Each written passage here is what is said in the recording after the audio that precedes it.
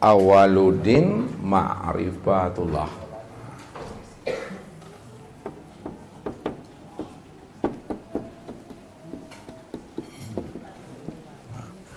Awal agama itu adalah mengenal Allah.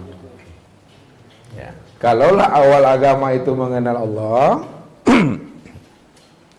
lalu yang menjadi sebuah pertanyaan kita, mana yang dikatakan agama, ya, dan bagaimana pula cara kita mengenal akan Allah. Nah, jadi kita mesti paham dulu agama itu yang mana, ya. Yang dikatakan agama itu Bapak Ibu, ya, adalah iman. Yang kedua Islam. Tiga adalah tauhid. Yang keempat adalah ma'rifat.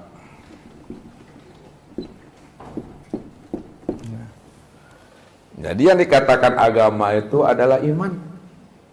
Ya.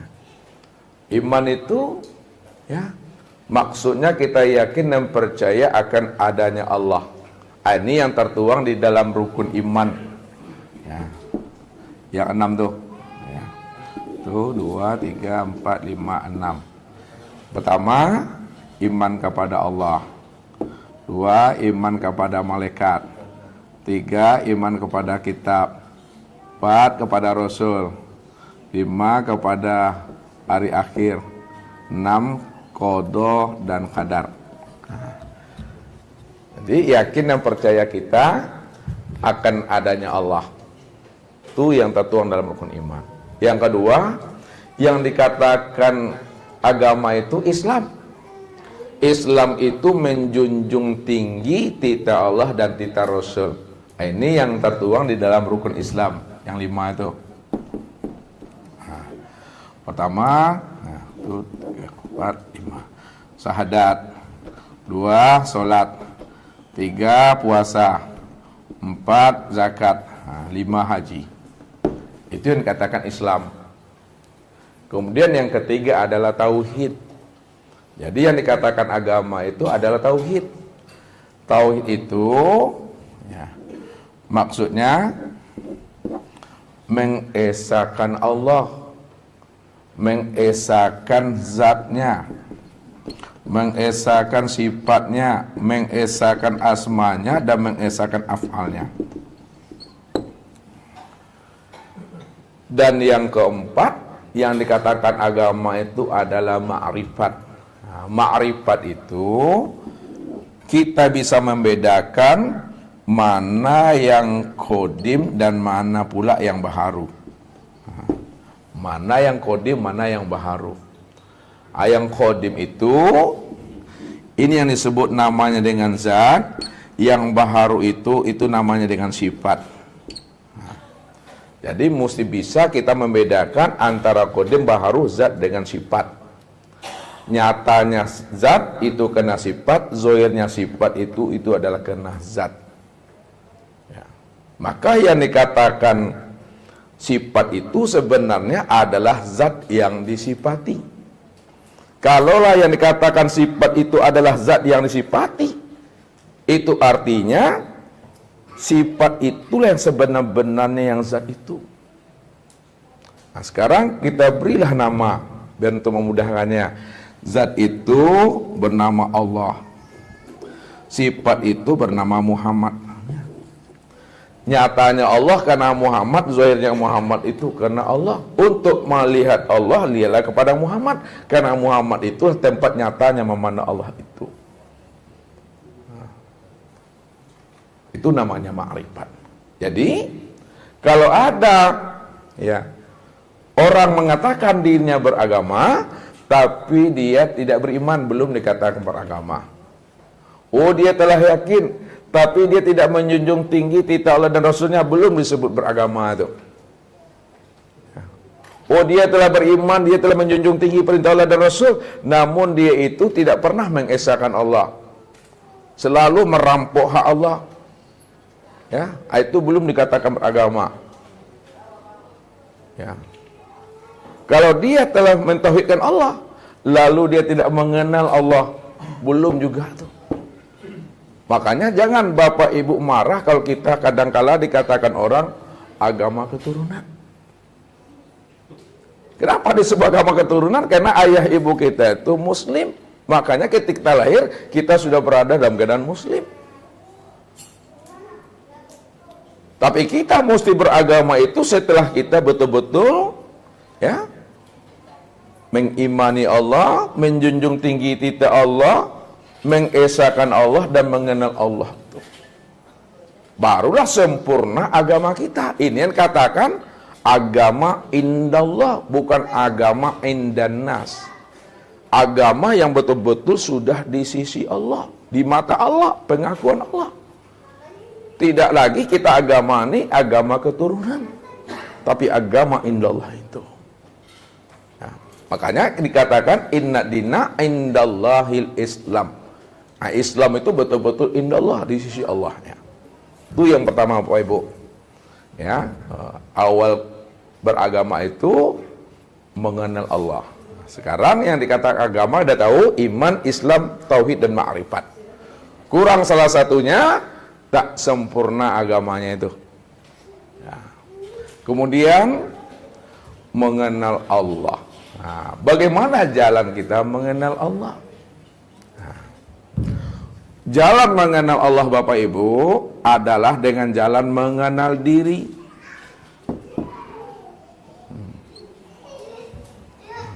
Jadi jalan mengenal Allah itu mesti mengenal diri. Apa sebabnya mengenal Allah itu mesti mengenal diri? Siapa diri kita ini? Nah, dikatakan al-insanu siri wa ana sirahu.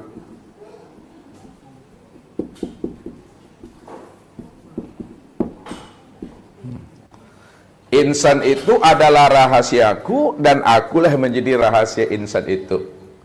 Siapa yang kenal dengan rahasia dirinya, pasti dia kenal aku, karena akulah yang menjadi rahasia dirimu.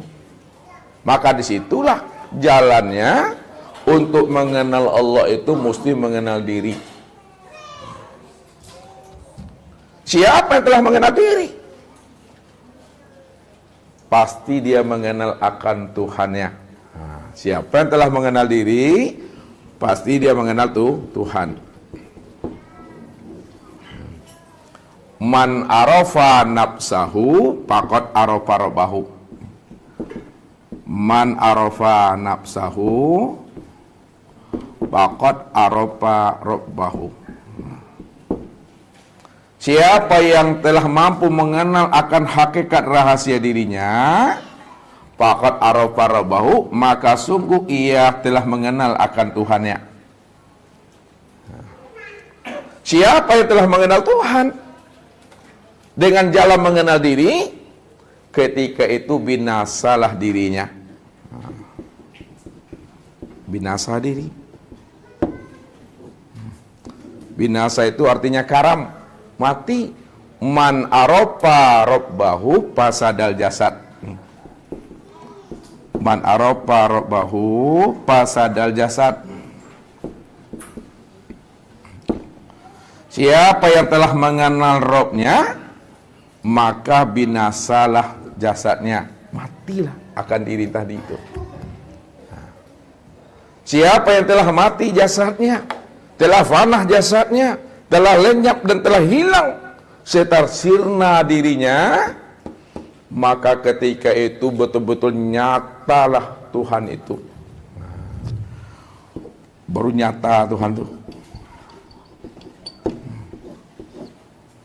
Ini yang dikatakan oleh Allah, la ilaha illahu kullu syai'in halikun illa wajahahu.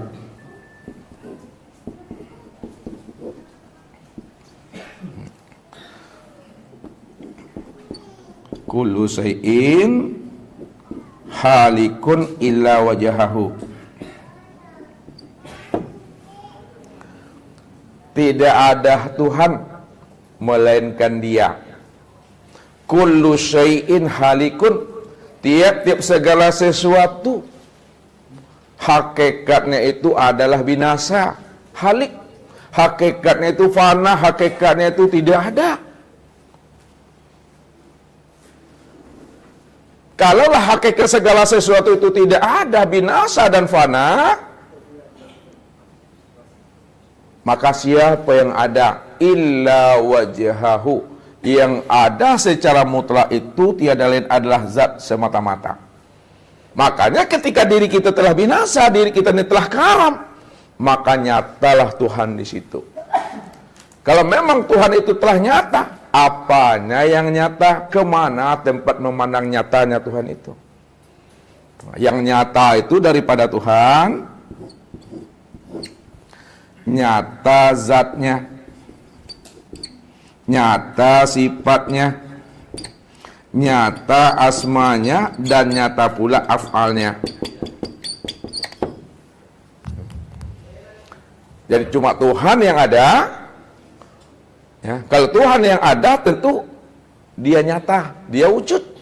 Yang nyata dan yang wujud itu adalah zatnya, sifatnya, asma dan af'alnya. Lalu kemana tempat memandang nyatanya zat, sifat, asma dan af'al? Tempat memandang nyatanya zat Allah, sifat Allah, asma Allah dan af'al Allah itu, tempat memandang nyatanya itu, itulah kepada insan. Kepada insan. Kalaulah tempat memandang nyatanya zat, sifat, asma dan af'al Allah itu pada insan, lalu kita lihat nyatanya zat Allah pada insan, ini yang disebut namanya dengan sir. Makanya dikatakan rahasia diri insan itu tiada lain adalah nyatanya zat itu. Al-insanu siri wa ana sirruhu. Insan itu adalah rahasiaku, aku yang menjadi rahasia insan itu. Yang kedua, ya, tempat nyatanya memandang sifat Allah kepada insan, nyatalah itu pada ruh. Maka ruh itulah yang dikatakan nyatanya tempat memandang sifat Allah. Maka di situ dikatakan ruh itu artinya rahasia wujud hu. Rahasia wujud Allah tuh. Sifat yang 7 pada diri Bapak Ibu tuh. Mana sifat yang 7 pada diri Bapak Ibu tuh? 4, 5, 6, 7. Yang pertama adalah sama. 2 adalah basar. 3 adalah kalam. 4 adalah ilmu. 5 adalah kudrat. 6 adalah iradat. 7 adalah hayat. Tuh. Makanya ruh kita itu adalah nyatanya sifat Allah tuh. Nah, kemudian asma Allah. Nah, asma Allah ini nyata pada insan, itulah nyata dia pada hati. Dan yang terakhir, nyatanya af'al Allah pada insan itu betul-betul nyata terlihat pada anggota tubuh.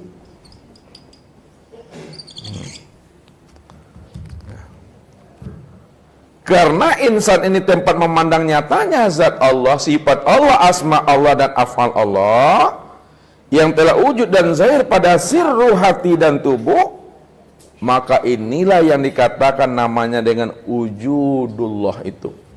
Nah, ini yang sebut namanya insan itu wujudullah. Nyatanya memandang wujud Allah. Atau insan itu katakan ainullah, nyatanya Allah. Atau insan itu hakikatullah, yang sebenar-benarnya Allah tuh. Rupanya diri Bapak Ibu ini tempat memandang nyatanya wujud Allah itu secara sempurna yang disebut namanya manusia. Walaupun kita disebut manusia, tapi manusianya kita bukanlah kenyataan diri kita. Nah, coba pahami bahasa Ustaz. Walaupun kita disebut manusia, namun manusianya kita bukanlah kenyataan diri kita. Walaupun kita disebut insan, insannya kita bukanlah kenyataan diri kita. Walaupun kita disebut orang, kita ini orang, tapi orangnya kita bukanlah kenyataan diri kita. Kalaulah orang, manusia, insan, itu bukan kenyataan diri kita, lalu kenyataan siapa? Itu tiada lain adalah kenyataan untuk memandang nyatanya Allah. Disitulah dikatakan Allah. Wa ja'alu lahu min ibadihi juz'an, bahwa sesungguhnya dirimu itu adalah bahagian diriku. Kenapa Allah mengatakan diri insan itu bahagian dirinya? Karena dia cuma yang wujud. Allah ini dialah yang wujud secara mutlak.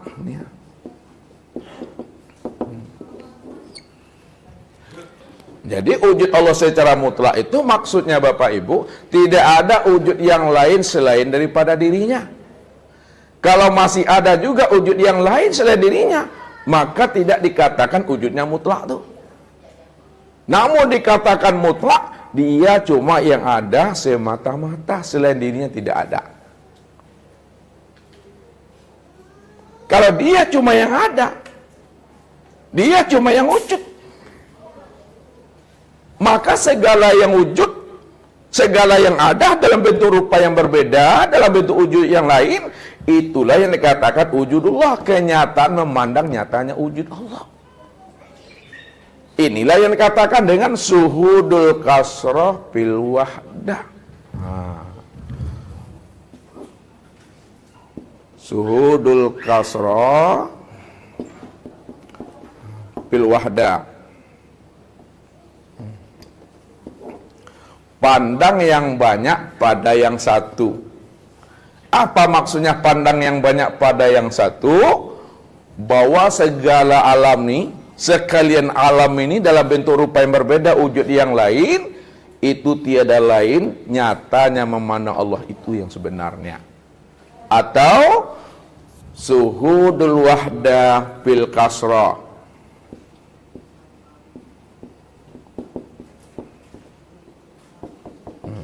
Suhudul wahdah fil kasrah, pandang yang satu pada yang banyak. Maksudnya ya, bahwa Allah itulah yang wujud pada segala yang ada nih. Allah itu yang wujud pada segala yang ada. Allah itu yang wujud pada segala yang wujud. Dan segala yang wujud serta segala yang ada, itulah nyatanya wujud Allah itu. Disitulah dikatakan Subhanalladzi khalaqal asya wa huwa ainuhu. Maha suci Allah yang menciptakan dan menjadikan segala sesuatu, padahal dialah yang nyata pada segala sesuatu. Maha suci Allah yang menciptakan segala sesuatu, padahal yang menjadikan sesuatu itu yang jadi sesuatu. Yang menjadikan insan itu yang jadi insan. Yang menjadikan Adam itu yang jadi Adam. Yang menjadikan Muhammad itu yang jadi Muhammad. Makanya dikatakan wa khalaqal insan ala suratir rahman. Wa khalaqal insan ala suratir rahman. Dan dijadikan insan itu sesuai dengan rupa Ar-Rahman. Ar-Rahman itu Allah. Insan itu diciptakan, insan itu dijadikan sesuai dengan rupa Ar-Rahman. Kalau menciptakan dan menjadikan itu bahasa syariat. Dalam bahasa hakikat bukan menciptakan. Dalam bahasa hakikat bahwa insan itu sebenarnya tajalli daripada Ar-Rahman itu. Tajalli itu kenyataan, manifestasi, perwujudan. Min ibadi juz'an, bahagian daripada diriku. Ini pula lah yang dikatakan Allah. Wa khalaqa Adam ka suratihi.